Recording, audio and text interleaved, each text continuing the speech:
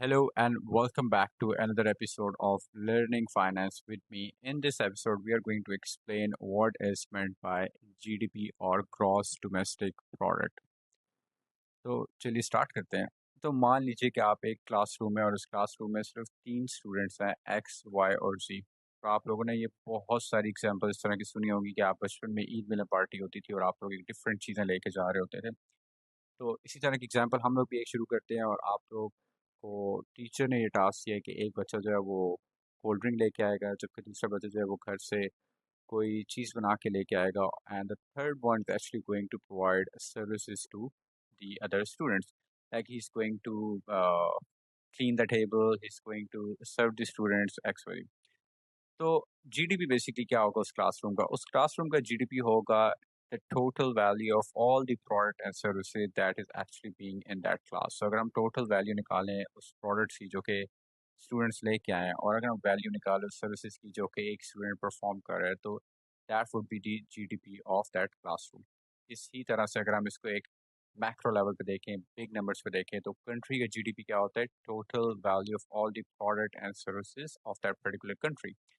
Services है, जैसे पाकिस्तान में इंजीनियर्स हैं या डॉक्टर्स हैं या अकाउंटेंट्स हैं या टैक्स कंसल्टेंट हैं, they are actually providing services in return for compensation. So if we add up those the value of those services, and the same way Pakistan different चीज़ें प्रोड्यूस भी कर रहा है, जैसे स्पोर्ट्स इक्विपमेंट्स हैं या आपके एग्रीकल्चरल प्रोडक्ट्स हैं, कॉटन है, आपकी गंदम है, ये तमाम चीज़ों को अगर हम एड अप करें, the total value of all the product and services, if we add them up, that would be the GDP of that particular country.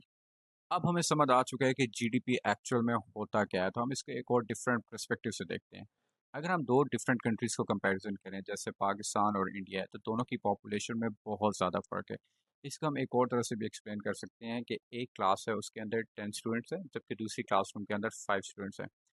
तो डेफिनेटली अगर हमारे पास कोई पार्टी या कोई भी फंक्शन होगा, तो जिस क्लासरूम में 5 स्टूडेंट्स होंगे उसकी वैल्यू ऑफ प्रोडक्ट, और जिस क्लासरूम में 10 स्टूडेंट्स होंगे उसकी वैल्यू ऑफ प्रोडक्ट में बहुत फ़र्क होगा, डेफिनेटली उसमें फ़र्क होगा। इसी तरह से जिस कंट्री की पॉपुलेशन ज़्यादा है, तो डेफिनेटली उस कंट्री का जीडीपी ज़्यादा होगा in terms of monetary value, और जिस कंट्री की पॉपुलेशन कम है उस कंट्री की जीडीपी वैल्यू कम होगी। इसी वजह से हमें बहुत ज़्यादा सुनने को मिलता है कि पाकिस्तान की जीडीपी जो है वो इंडिया से कम है, या इंडिया की जीडीपी हमारे से बहुत ज़्यादा है। तो इसकी एक मेन रीज़न जो है वो पॉपुलेशन है।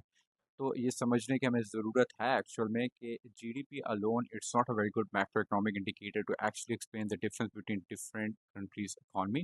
बट इसके साथ साथ और भी बहुत ज़्यादा इंडिकेटर हैं, जैसे कि पर कैपिटा इनकम एक बहुत अच्छा इंडिकेटर है, जिससे पता चल सकता है कि जो कंट्री के अंदर लोग रह रहे हैं उनकी प्रॉस्पेरिटी या उनकी वेलबींग किस तरह से है।